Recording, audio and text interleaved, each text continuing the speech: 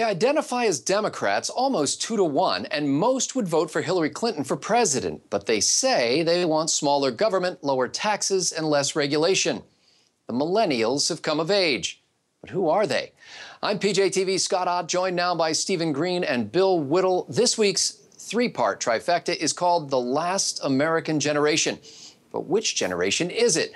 We'll take a look at a new survey of 18 to 29-year-olds and find out what it means for the future of our nation and what, if anything, we can do about it. Well, the Reason Foundation polled 2,000 so-called millennials, and the headlines say that they're socially liberal and fiscally conservative. Shocker, I know. But when you dig into the 105-page report, it's not so clear, a little more subtle. Predictably, you'll find majorities backing legal marijuana, same-sex marriage, and abortion, 61%, but not in all cases. And oddly enough, fewer than half think the government should allow Bitcoin, and only a fifth are okay with legal cocaine. More than half of millennials favor a tax cut, but they'd like to raise taxes on the rich. They want more spending on the poor and on infrastructure, and they think government should make sure everyone has health insurance. However, their passion for redistribution wanes a bit if you ask them to pay for it. Do you want more services or smaller government? Well, that depends on who's footing the bill. And then there's this. The poll found that 73% backed a move toward privatization of Social Security retirement accounts generally, and 52% maintained that support if it meant current beneficiaries must receive smaller payments. So, they're willing to throw grandma over the cliff, mostly because they think if they don't do something, Social Security won't exist when they're ready to start collecting at age 67 or 87 or whatever it'll be about that time. Stephen Green, are these just a bunch of crazy, mixed-up kids like every generation, or is something new on the American horizon that should make politicians sit up and take note? Well, they'll have to sit up and take note, won't they? This is a huge cohort. This is a big generation. You know, my generation, Gen X, there were like 4 of us. I swear, I went to half-empty elementary schools that were built for baby boomers, and then Gen X comes along, and there's nobody there. We were the we were the latchkey kids. We learned to be fairly tough and a little cynical because, well, our baby boomer parents were off doing their baby boomer things. And then you've got the millennials, who are much more like the baby boomers than they are like anybody else. They want it all. They don't want to have to pay for it. And they want permission to do, well, pretty much whatever they like. And in that, they're not so un-American. Americans, we were born, this country was born in a tax revolt. The Brits had helped prepare us when they presented the bill. Or to protect us, so when they presented the bill, we didn't want to pay. So this is a long part of our history. The opportunity here is for conservatives. We're going to have to get creative about how we present our issues. We're going to have to say, okay, we realize there's no turning the clock back. How do we move things forward? How do we return things to small government by setting things away from Washington back down to the states? There are good creative arguments to be made here. It's too short a program to get into all of that, but maybe we can do this on My Triple next time around. Well, we're also going to get into more of that in the next couple of episodes, even this week. Bill Whittle, scientists tell us that our basic worldview is pretty much shaped before we reach the age of 20. But you and I both know that a major ideological shift can happen later in life. Should folks on the right be concerned about the findings of this poll? Well, if scientists tell us it's true, then we all know it has to be true. So I suppose I should just agree with the scientists since the science is settled.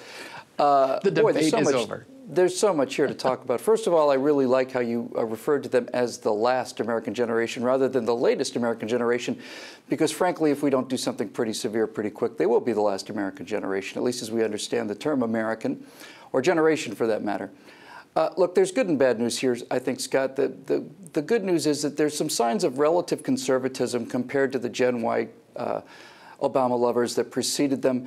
And as we all know, if this is how they feel at age 18, 19, 20, then they're going to get more conservative as they get older, primarily because they're going to have to start paying for things. I think they're probably smart enough to understand that a lot of existing structures just are not going to survive. Social Security, as it's written now, is not going to survive. They may have to retire later, may have to get fewer benefits. I think they're kind of used to that. I think they're also used to the idea of a gig-based economy to the degree that certainly they never I don't think expect to be employed for 40 or 50 years in the same company, move from the mailroom to the vice president's office, get your gold watch, and retire. I think they're aware of the fact that the economy is much more fragmented and mobile than that. But I think the thing that concerns me most, not just about the millennials, but about the state of America today, my dad died in 2002, but if he were alive today, he'd be 90 next year. He was a member of the greatest generation, and my would have been 90-year-old dad is the last American to undergo any real hardships, by any reasonable definition of the word. It's been nearly a century since children have been born into actual hardship in America. And that colors everything. When you're surrounded by prosperity and security, you take prosperity and security for granted. It's just a question of turning on the security and prosperity spigot and figuring out how much of it you want. And unfortunately, it's not the case. It's not how the world is or ever has been. My big concern, of course, is that we find a way to manage a little bit of hardship into the current situation so that we don't get all of the hardship all at once, because that will make a lot of conservatives very quickly, and nobody wants that less than I do. Well, folks, make sure you catch the next 2 episodes of this 3-part series. The finale, by the way, is for members only, so now's a good time to hit that subscribe link and find out what you're missing. Well, Solomon said that there's nothing new under the sun. This generation in general don't know much about history, political science, philosophy, or theology, but they know what they like. And then again, how many Americans of any age signed up with their political party for reasons beyond genetic heritage? And how many are so committed to principles that they're willing to suffer want or inconvenience or even personal harm to ensure that the principle survives? To me, the Reason Foundation survey doesn't necessarily show that millennials are fiscal conservatives and social liberals. Rather, it shows that they're selfish, utopian, ignorant, and confused. In other words, a lot like their parents. When I read these results, I wondered if this might be the last American generation.